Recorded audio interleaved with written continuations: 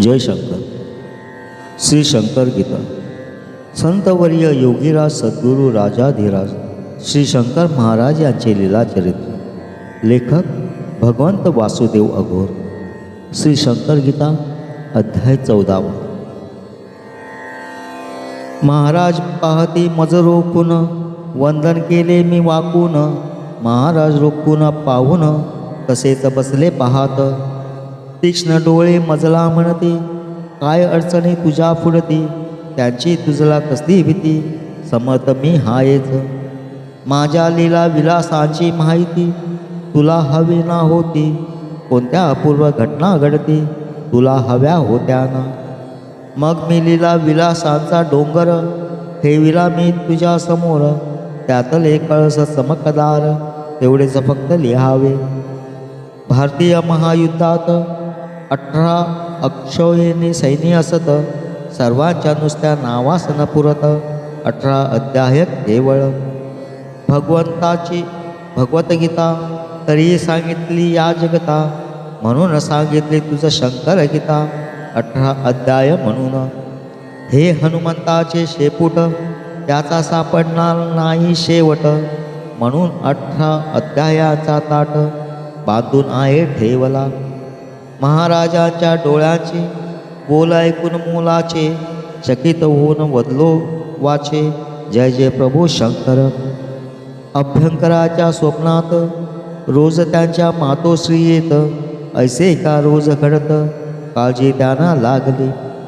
पैठणला महाराजांनी अभ्यंकरांना घेतले बोलावूनी. महाराज नदीत उभे राहूनी अभ्यंकरांना म्हणाले, भाताचे पिंड करून सत्वर, वहा माझ्या पायावर. पिंड वाहतास चरणावर. महाराज सांगू लागले, तुझी आई झाली रे मुक्त.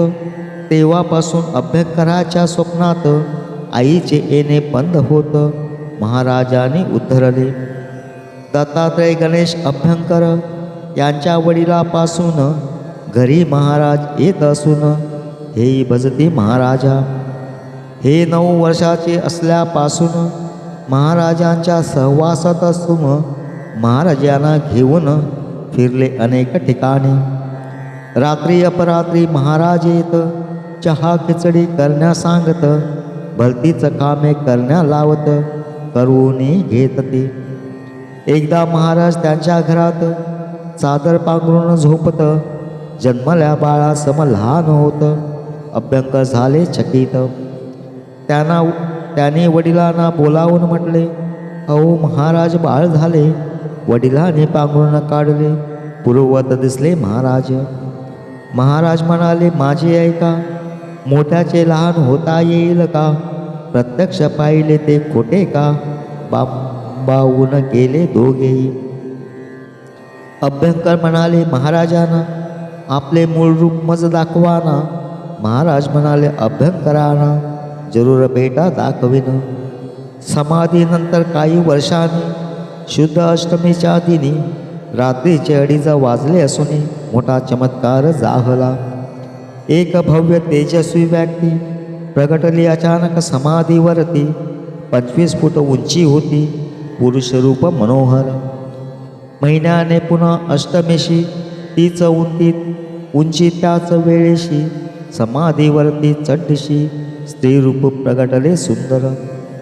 चूल पेटविली त्या स्त्रीने, कढईत भाजले शेंगदाणे. तसेच तोंडात ओतले हाताने, अगदी गरम असताना.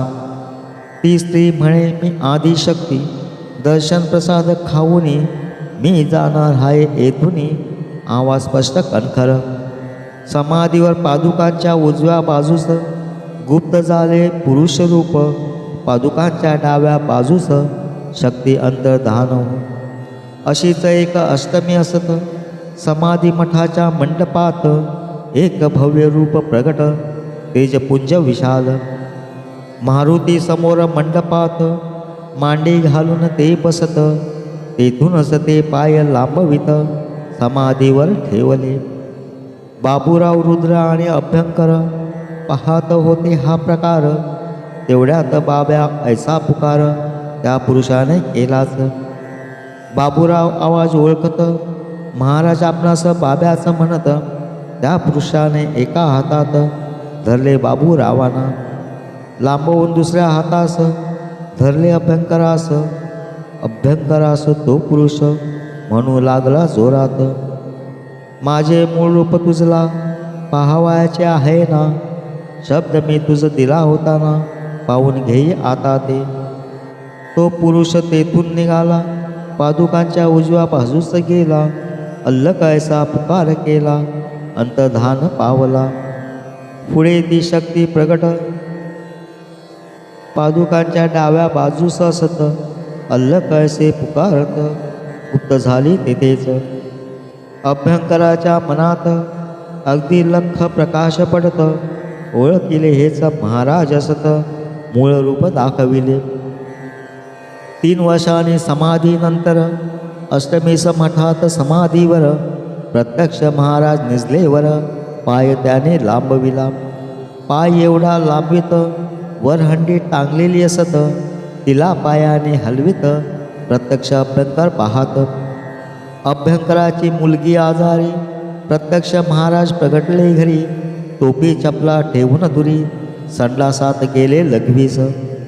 टोपी चपला अभ्यंकराने ठेविल्या पेटीत लपवून. बराच वेळ झाला म्हणून संडास त्याने उघडला. महाराज तर गुप्त झाले. मग पेटीत सामान पाहिले, ते सामान हे गुप्त झाले. घटना समाधी नंतरची. एकदा अभ्यंकराच्या घरात मी त्यांच्याशी होतो बोलत. त्यांच्या डोक्यावर मजला दिसत, 2 पाऊले तेजस्वी. अभ्यंकरांना मी म्हटले, महाराजांची चरण कमले, तुमच्या डोक्यावर भाग्य भले. अभ्यंकर बोलले यावर.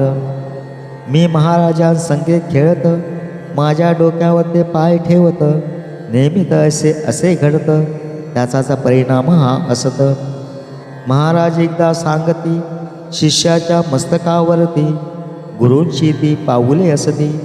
गुरुप्रसाद असे हा.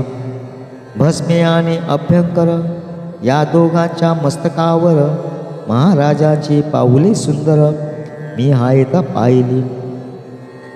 अक्कलकोट स्वामी समर्थांचा घरी फोटो लावासा महाराजांनी आदेश दिला अभ्यंकरांना एकदा. अभ्यंकर म्हणाले महाराजांस, तुम्ही जेव्हा फोटो द्याल तेव्हाच मी तो लावणार, अन्यथा लावणार नाहीच. बेळगावच्या गंधे महाराजांना हगवण लागली, गुण येईना. गंधे म्हणाले सर्वांना, आता उपाय एकच.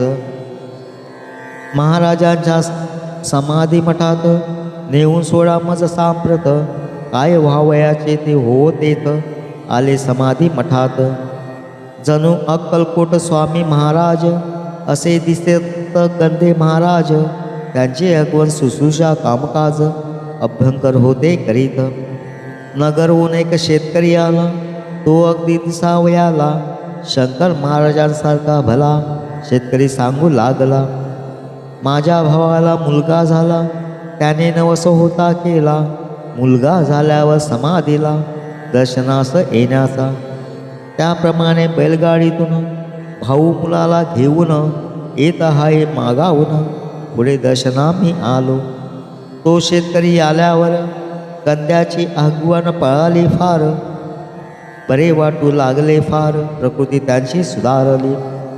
शेतकरी अभ्यंकरास त्यांचा पूर्ववृत्तांत सांगत. अभ्यंकर अगदी थक्क होत, ठाऊक त्याला हे कसे. शेतकरी म्हणाला, गंधे यांना सांगू नका कोणास, मी कोण आणखी खास. शेतकऱ्याने सांगितले. भाऊ येत नाही म्हणून शेतकरी गेला निघून. गंधे अभ्यंकरांना बोलावून विचारती, कोण हा शेतकरी. हेच शंकर महाराज असत. ऐकता अभ्यंकर झाले चकित. गंधे अभ्यंकराच्या घरी येत, डबा नैवेद्याचा घेतला. दोघे समाधी मठात येत. गंधे नैवेद्य दाखवित. अभ्यंकरांना एक फोटो देत अक्कलकोट स्वामींचा. गंधे म्हणाले अभ्यंकरांना, महाराजांनी सांगितले मजला अक्कलकोट स्वामींचा फोटो तुझला द्यावा म्हणून दिला हा. अभ्यंकर फोटो पाहत असत. महाराज असताना जे घडत संपूर्ण सारे आठवत धन्यत त्यांना वाटली. आज अभ्यंकराच्या स्ववास्तूत अक्कलकोट स्वामींचा फोटो असत, शंकर महाराजांचाही शोभत दिव्य फोटो मोहक. एकदा महाराज होते बसलेले, दर्शनास लोक जमलेले. एक हरिजन ग्रहस्थ तेथे आले प्रसादाच्या आशेने. दर्शनात तर गर्दी असत, महाराज सर्वांस प्रसाद देत. हरिजन दूर उभा असत, चिंता प्रसाद मिळेल का.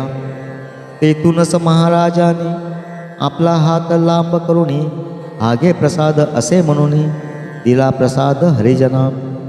पुढे काही वर्षांनी एकदा त्याच ठिकाणी महाराजांची समाधी होऊन कैक प्रसंग असेही. सयाजीराव गायकवाड यांना पडुद्याच्या गादीवर महाराजांनी बसविले स्वकर वैभवशाली थाटात. बडोद्याच्या राजवाड्यात महाराजांचा पुतळा असत, अत्यंत प्रेक्षणीय शोभत भव्य फोटो तसाच. महाराज नेहमी हिमालयात मुद्दाम पहा जात असत. अनेक जण तेथे दिसत समाधी घेऊन बसलेले. 4-4 हजार वर्षापासून जिवंत समाधी घेऊन बसले आहेत कित्येक जण दाढी जमिनीपर्यंत. कित्येकाच्या भुवयाचे केस जमिनीपर्यंत लांबत, अशांची दाढी महाराज हलवित पाहत समाधी खरी खोटी. पुण्याच्या लकडी पुलावरती एक ग्रहस्थ रोज येऊन बसती. महाराज तेथे येते गप्पा मारिती दोघेही. नेमाने दोघांच्या गप्पा होत.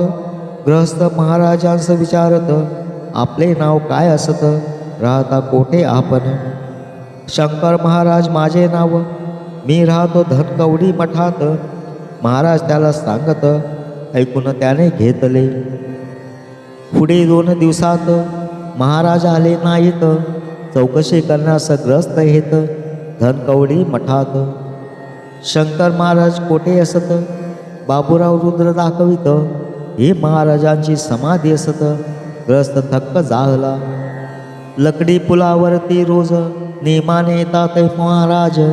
आले नाहीत काल आज, चौकशीत आलो म्हणून. रुद्र त्याला सांगत, समाधी घेऊन 8 वर्षे होत. ग्रस्त झाले चकित, हृदय थक्क जाहले. समाधी घेतल्यावर काही वर्षांनी एका भक्ताच्या लग्नास जाऊन कोठी सांभाळले महाराजांनी. फोटो काढला त्यात महाराजांचा मुहूर्त अमावस्या हा असे ख्यात. हाच मुहूर्त ते सांगत कोणत्याही कामास. महाराज हजामतीस बसत, हजामत होईपर्यंत केस येत पूर्ववत. किमया कशी पाहाई. नगरचे नवले महाराजांना म्हणाले, मज विष्णुपद दाखवाना. महाराज नदीत उभारून नवलेना विष्णुपद पहा म्हणाले. पुण्यात सुवर्ण पद दिसले, हात ठेवित त्यावर नवले. हात सरकावित बघू लागले, विष्णुपद किती लांबते. सुवर्ण विष्णुपद संपेना, आश्चर्य वाटे नवले याना. मुकुट दिसला वर पाहताना, आकाशाला भिडलेला. अपूर्व अशा या घटनेने दाखवून दिले महाराजाने. स्पष्टपणे मी कोण असून बोधमानाचा असा हा. पुण्यास समाधी घेतल्या बऱ्याच वर्षानंतर वाशिमचा जाणू महार. मुलगा त्याचा हरवला. चोहीकडे शोध केला, नुसता पत्ताही न लागला. 3 महिन्यांनी मुलगा आला, हाती खाऊ घेऊन. विचारता कोठे होतास, मुलगा सांगे बापास. शंकर महाराज इथे येऊन घेऊन गेले मला ते. महाराजांच्या समवेत इतके दिवस होतो हिंडत. आज खाऊ देऊन हातात महाराजांनीच सोडले. शांताबाई पुणेकर त्यांचे पती निर्वतल्यावर 20व्या दिवशी महाराज तर त्यांच्या घरी गेलेच. तुला 20वा देण्यासाठी आज आलो तुझ्या सदनी. सर्व व्यवस्थित होईल म्हणून महाराज गेले सांगून. 6 मुले शांताबाई सांभाळ केला भावाने. आज मुलांचे सर्व व्यवस्थित असून समाधान शांताबाईस. नाशिकला काबुली बाबाकडे महाराजांचा मुक्काम त्यांच्याकडे. नागपूरचे ताजुद्दीन बाबाही आले महाराजांच्या दर्शना. महाराज जेव्हा झोपत तेव्हा ताजुद्दीन पहारा करीत, मुसलमानांना हे न खपत अडथळा करण्यास येत ते. जेव्हा मुसलमान तेथे येत तेव्हा ताजुद्दीन बाबाचा पहारा असत. मुसलमानांना ताजुद्दीन दिसत साक्षात भगवान हनुमंत. मुसलमान घाबरून पळून जात. ज्यांच्यास्तव हनुमंत पहारा करीत ते न कोण असावेत, बोलकी घटना ही असे. प्राध्यापक रंगनाथ दत्तात्रय वाडेकर दर्शनास गेले समाधीवर. महाराजांच्या दर्शनाची हुरहुर त्यांना होती लागली. दर्शन घेता समाधीतून जे 1111 प्रगटला ध्वनी, इंग्रजी भाषेतील ध्वनी ऐकून अर्थबोध होईना. अर्थबोध झाला समाधीवर.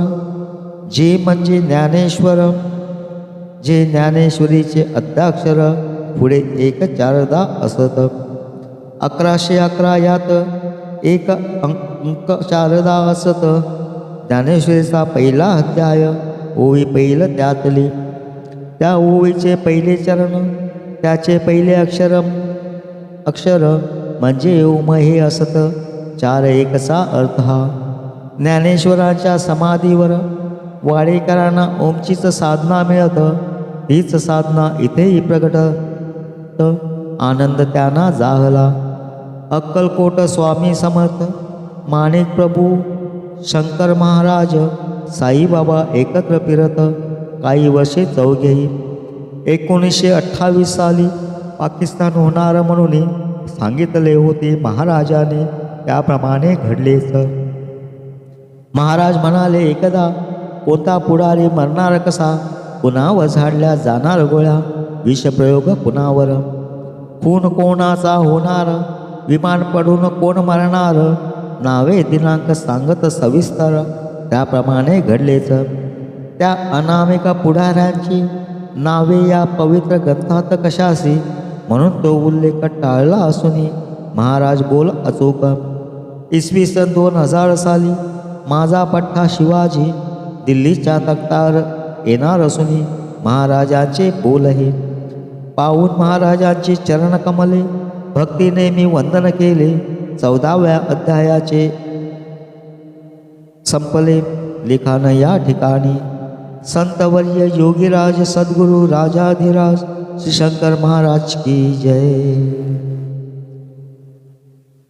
संतवर्य योगीराज सद्गुरु राजाधिराज श्री शंकर महाराज की जय. अक्कलकोट निवासी श्री स्वामी समर्थ महाराज की जय. शेगाव निवासी श्री गजानन महाराज की जय. शिर्डी निवासी साईनाथ महाराज की जय. अवधूत चिंतन श्री गुरुदेव दत्त, श्री गुरुदेव दत्त, श्री गुरुदेव दत्त. जय शंकर. महाराजांचा मुहूर्त अमावस्या हा असे ख्यात, हाच मुहूर्त ते सांगत